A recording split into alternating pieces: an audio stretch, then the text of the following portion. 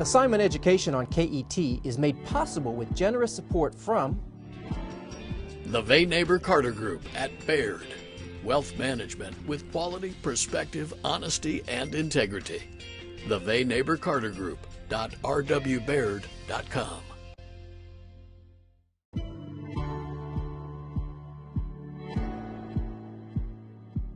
I'm Sam Corbett on Assignment Education, where we focus on stories in Kentucky schools with an emphasis on good news. This time, child abuse. And we've made progress there. How to reverse a disturbing trend. Kentucky leads the country in the incidence of child abuse and neglect. We'll discuss strategies for child abuse prevention and intervention. Don't ask yourself, what if I'm wrong? But ask yourself, what if I'm right? I was like, I have to do this. And a pilot program to develop young aviators is taking flight, literally. The story of how a group of high school students built an airplane and how their work is charting a new course for the future. It's an incredible feeling of accomplishment. And up first, we visit a park in Oldham County that's teaching history while honoring veterans at the same time. Freedom isn't free. Defending freedom is no walk in the park, but a walk in this park reminds us about the sacrifice it takes. People keep asking, well, what is that thing on the campus of the South Oldham High School and Middle School? It's the Veterans Memorial Park of Kentucky in Crestwood, created to serve two purposes. One is to honor and recognize the contribution of veterans to America, and the second is to educate the public, and in particular the youth.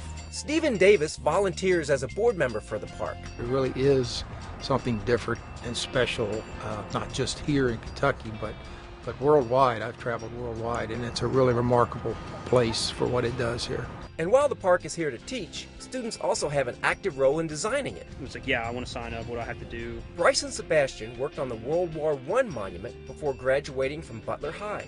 Tried to find, relations to Kentucky, things like that. The students prepare the text for the monuments. They provide the research for that. Jerry Nowert is a Coast Guard vet and Oldham County's Director of Emergency Management. I drive by and there are classes walking the park. A teacher with their with their students, walking the path, stopping at the monuments and reading, and just learning about what this park stands for. When you read the stories of individual Americans who made ultimate sacrifices, it starts to weigh on you a little more. You feel a little more of a burden to commit yourself to it. Like I went into it thinking it was a 3 or 4 hour project that I was just going to get my name on a plaque and it would be cool. But when you really start to read the stories of the loss and the suffering and the effort and just the nature of the war itself and the lives that were lost, that's when you kind of feel a little more responsibility, at least for me, to do the best job you can. I did the research on the photos for the World War II monument. Nicholas Pauley is a senior at Oldham County High, now headed for the Army. This has helped contribute to me wanting to go to a service academy and join the military. After high school, I've been appointed to West Point, so I'll be going to West Point at the class of 2025.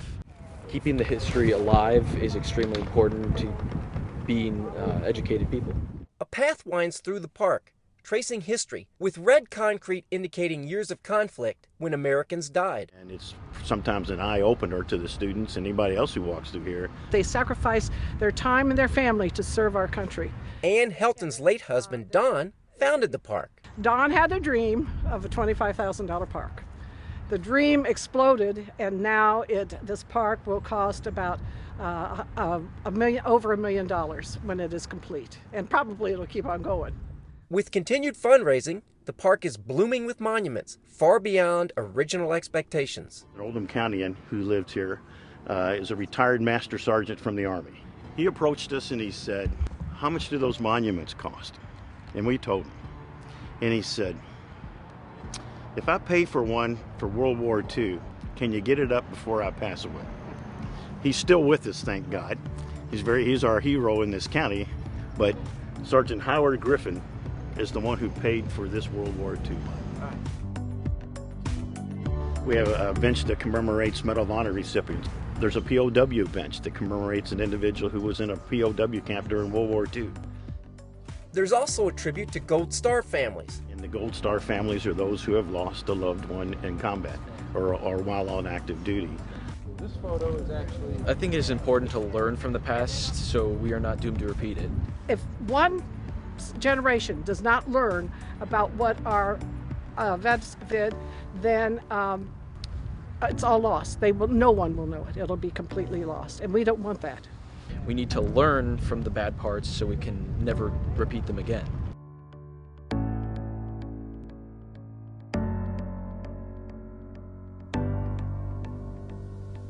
It's amazing to see how much the Veterans Park in Oldham County has grown. And if you haven't had a chance to see it, you need to stop by sometime. Now to a sobering subject, child abuse. One incident is too many, and unfortunately, the numbers have risen far beyond that. With me now to talk about child abuse prevention is Keith Inman, the president of COSAIR Charities. Keith, thanks for joining us today. Well, Sam, look, it's great to see you again, and I thank you, but I've been watching you for a couple of years, and I really appreciate what you do. We like to help people understand things that are important to children really in our Commonwealth, and unfortunately, child abuse is something that's become a major factor. Tell us why COSAIR Charities is so involved. Well, in this time, we use the word pandemic a lot. And right now we're in the throes of COVID. And COVID in the history of the world will be a very short-lived pandemic, with the vaccines and everything. Well, child abuse has been around forever, and it's not going to be fixed by a vaccine. Kentucky leads the country in the incidence of child abuse and neglect. In fact, we're double the national average. Think about that. We love being number one in basketball and football, but we're number one in child abuse. To put that in perspective, the number of kids that will be abused this year would fill the Yum Center and overflow the Yum Center. Think about that, Sam. Over 21,000 kids are going to be hurt this year. And that's why COSAIR Charities is involved. Since 1923, our mission has been to help kids overcome some significant obstacles to reach their full potential. This is a big problem, Sam. Keith, why is it such a big problem in Kentucky? Is there a simple reason why? Probably not. No, and being Kentuckians, we're nice people. We're great people. We're friendly. We're outgoing. We have the Derby. Everybody comes in, right? Well, it's been such a long-term problem. It's cultural. But Kentucky also leads the country in some other things too that aren't so nice. Substance abuse, opioids. We lead the country in kids being raised by family members other than their parents. We lead the country in parents who are incarcerated. And then when you throw in the COVID, unemployment and isolation, and isolation is not good at any time, but this has been horrible this year. So obviously COSAIR Charities is heavily invested, heavily involved in child abuse prevention. Talk about some of the ways that you all participated in this crisis. Well, in 2013, we became aware that Kentucky at that time led the country in deaths associated with child abuse and neglect. And we've made progress there. We don't lead the country anymore, but kids are still dying. In 2013, we created the Face It movement. The Face It movement. Be the face that ends child abuse. And at that time, we had 5 partner organizations. 7, 8 years later, we're over 110 organizations statewide. And we really have a 3-pronged approach. One is awareness. We're trying to make the entire Commonwealth aware. 2 is best practices. How can we teach our professionals, teachers, how can we help them understand the signs of abuse and neglect? And then advocacy. We want to make sure that the laws protect our children. And since we've got started, we've been able to pass about 20 different laws that help protect our kids. So with assignment education, we like to talk about schools, children, teachers. How does an abusive situation impact a child as it relates to school? Well, if a child is hungry, through neglect, they're not going to learn. If a child is scared for their safety, uneasy, they're not going to learn. And when you take it to the educational setting, teachers are our best advocates. You know, teachers love these children. And in some cases, a lot of cases, the teachers know their kids better than their parents do. Think about that. So when a child is going through challenges, most times it's the teacher that first recognizes it. And that's another reason that COVID has been bad for us, is because we're not in the classroom, well, until recently. So there were kids that just we didn't see for a long time. So we love our teachers, and because they're our biggest advocate, and they help us more than maybe what they realize. Keith, is there one or two things that our viewers need to be aware of or can do to help it, particularly from the awareness standpoint? Well, you know, this is the time where I talk about it's okay to be a nosy neighbor, you know, because if there's a young family in your neighborhood and you haven't seen them for a while, check on them.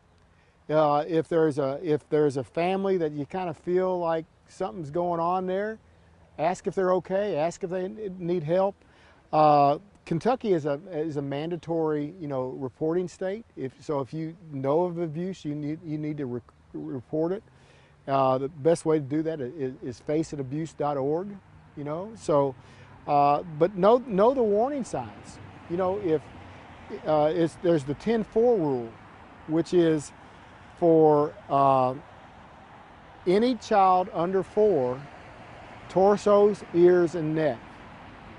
If there's bruising in those areas, probably something's going on. And especially the younger the child is, because, you know, just a slip and fall is not going to bruise an ear or a neck. So just know the warning signs. Well, we really appreciate your time, and certainly I think everybody appreciates Coast Air Charities' involvement, you and your team and your entire board, and really the entire organization, because it's really impressive to see, as you just mentioned, since you've launched this effort, more than 100 organizations statewide who are involved.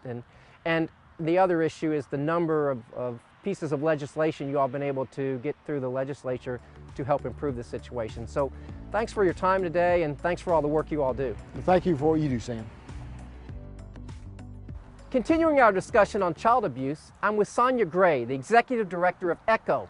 Sonia, thanks for joining us today. Thank you so much for having us. So tell us about ECHO. What does that stand for? ECHO. ECHO stands for Exploited Children's Help Organization. And how we evolved as an organization was due to a tragic incident that happened here in Louisville in 1983 when a 12-year-old girl went riding her bike over by Bashford Manor Mall, and unfortunately she never returned home. And her name was Ann Gottlieb. I remember that incident, unfortunately, very well. So what type of areas of focus does your organization have? What do you all do? Yeah, so our mission is to prevent and reduce the incident and impact of child abuse by providing education, advocacy, and support services to the children and families of Metro Louisville. So what does that mean? It means that we are an organization that provides child abuse education training. And we are one of the only nonprofits in Louisville that that partners with both public and private schools, go into the classroom, and we educate and empower kids about body safety and digital safety. And then we also provide presentations for adults to be able to react, respond, and report child abuse as well. Help our viewers understand how big a problem child abuse is, not just in the Louisville metro area, but statewide. Is this an occasional situation, or unfortunately is it more widespread than that? You know, unfortunately it's not an occasional situation. This is something that has been happening for many, many years. And the main reason of, you know, really trying to get information out to our community is because we do have a real challenge here in the state of Kentucky right now. As Keith Inman mentioned, we are #1 with having the highest child abuse case rates in the nation. That is not where we want to sit at. And so part of it is just making sure that we're able to educate our community about what your role and what your responsibility is in keeping our kids safe. If I suspect something's happening with one of my neighbors, talk a little bit about what are the warning signs, and then in turn, what's my next step if in fact I do suspect something? So some warning signs of children that may have been abused: you may experience stomach issues, chronic stomach pains, headaches. You may see a decline in grades. You may see withdrawal from friends and family. And then if you do suspect that, what we want you to do is make that report. So that will be your next step, is to call that 1-877-KY-SAFE-1 and make that report. And you can remain totally anonymous for that report, but once again, you may be that individual that is saving that child's life. So what I would always like to say is, don't ask yourself, what if I'm wrong? But ask yourself, what if I'm right? Abuse can impact a child for a lifetime into their adulthood. But particularly with what we have experienced in the last year with COVID, we had many kids that were in isolated situations. Therefore, they're not in safe environments. And so if something was happening in the household, they had no way of communicating that to a safe adult. So we're very anxious about getting our kids back into the schools in safe environments with safe individuals. We love teachers. And so we want to make sure that with kids that are in school, that they have that security. But what can happen with a child that has been abused is that you can see their grades declining. Once again, behavioral issues. They may start to be withdrawn from activities or clubs. And so we want to make sure that we're providing those wraparound services so that we can provide resiliency to our kids and make sure that they have a healthy, positive adulthood. So obviously teachers, counselors, principals, they have a big role to play in this whole child abuse issue. You know, they not only have a big role, but we as Kentucky citizens also have that big role. Kentucky is a mandated reporting state, so that means we are all mandated reporters. So we don't want to just wait for a teacher or a doctor. It is our responsibility as a Kentucky citizen that if we see something, we should do something. And all you have to do is just have suspicion. You don't have to have evidence, just suspicion, and make that report. So tell me again, if I suspect something's happening and I want to make an anonymous report, how do I do that? You want to call 1-877-KY-SAFE-1. Sonia, we really thank you for being with us today. This has been very informative, and hopefully some of our viewers might be able to assist in the future. Thank you so much for having us and allowing this space to share this information.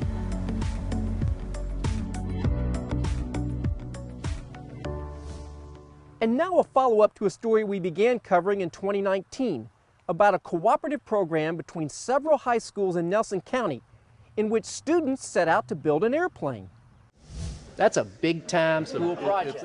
It is a big deal. School projects don't get any bigger than this. It doesn't even feel like school. This is an 800 to 1,000-hour project. About 8,000 parts. It's not easy by any means. 20 kids from 4 high schools in Nelson County are building an airplane. And it's no model, this is the real thing. I'm putting this nut back on. It really is a team project. It's a collaboration between students, schools, and community partners. Really remarkable. Bardstown's Dustin McCoy and his nonprofit Sunflower Fund provided most of the seed money to get the program off the ground. And we said, if we buy a kit to build an airplane, will you let students come and do the work and get credit? It's been a great experience for us because we're able to leave school and go do different things during the day other than just your standard sitting in a class, taking notes type thing. We were very excited to use this as really a model to help think about what high school should look like. The days of holding kids hostage in schools for 7 periods a day for 13 years, those days are past us. We need to think bigger about the nature of student experiences in schools. We believe that every student should have a work-based experience prior to graduation. It kind of opens up our eyes, and I think the community's eyes, in maybe creating other opportunities such as this in rural America and rural Kentucky. So we're standing in an 8,000 square foot hangar. Corey Johnson runs the Bardstown Airport, which is now also a classroom. We are giving up a prime spot here to go towards this project.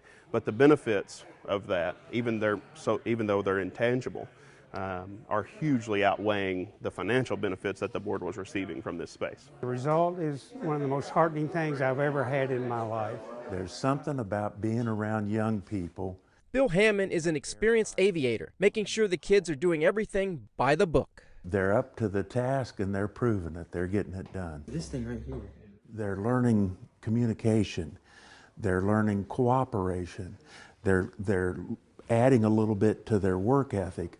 But the best thing they're doing is they're getting enough knowledge to make an informed decision. Do I want to be in the aviation industry as an adult? Through this program, I kind of actually want to be a commercial airline pilot. And so it just opened up the Bardstown Airport to me, and it opened up like all of the careers that are possible, and it's an amazing experience, and you can't really go wrong with it. This is real world. Tom Hamilton is the principal of Bethlehem High School. You know, not only do they learn, but they actually produce something. The plan is to sell the airplane when it's done. We have to sell this airplane to have money to buy a kit for next year. There's nice demand out there for an airplane like this. $230,000 to $250,000. They're going to really feel that sense of accomplishment and achievement when someone is actually taking off in their plane. I mean, that they built. That's just got to be the best bonus here. After assembling 8,000 parts and jumping through a year's worth of COVID-19 hoops, the project is finally complete and literally off the ground. It passed inspection, and actually it's a nice airplane to fly. The performance is superb. The fact that these young people that spent so much time and were so focused on this airplane got to see it fly is just great. Installing the engine, installing the propeller, hooking up all of the electronics to the engine to monitor the engine. A daunting task.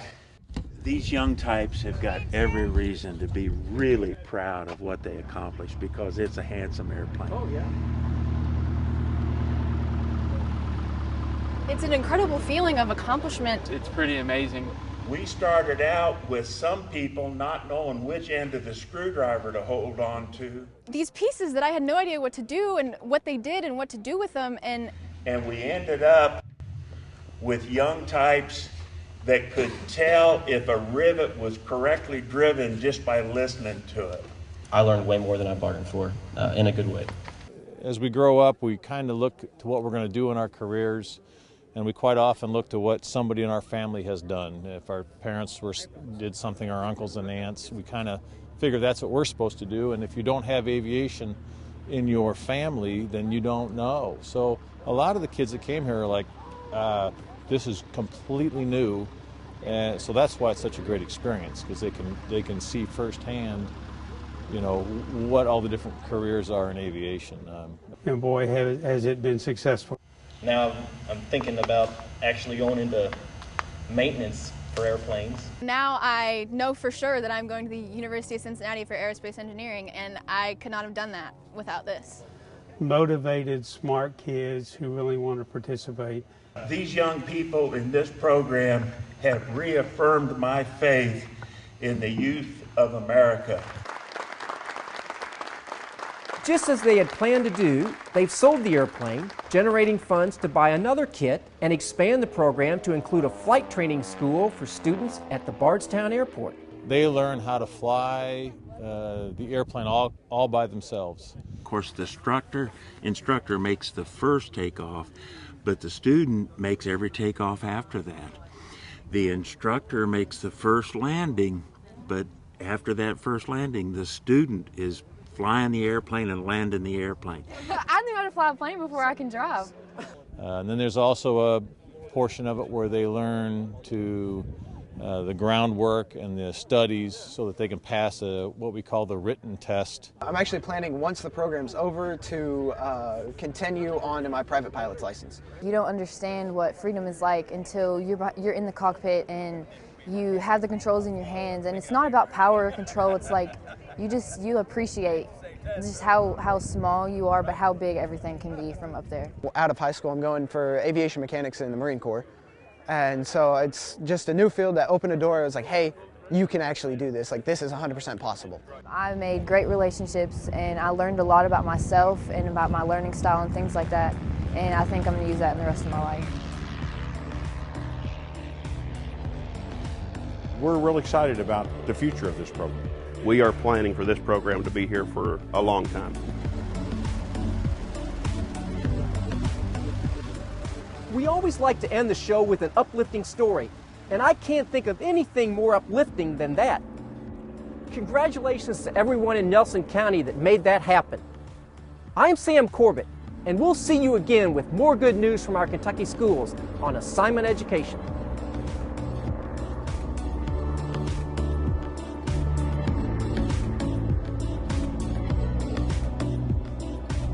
Assignment Education on KET is made possible with generous support from the Vay-Neighbor Carter Group at Baird. Wealth management with quality, perspective, honesty, and integrity. The Vay-Neighbor Carter Group.rwbaird.com.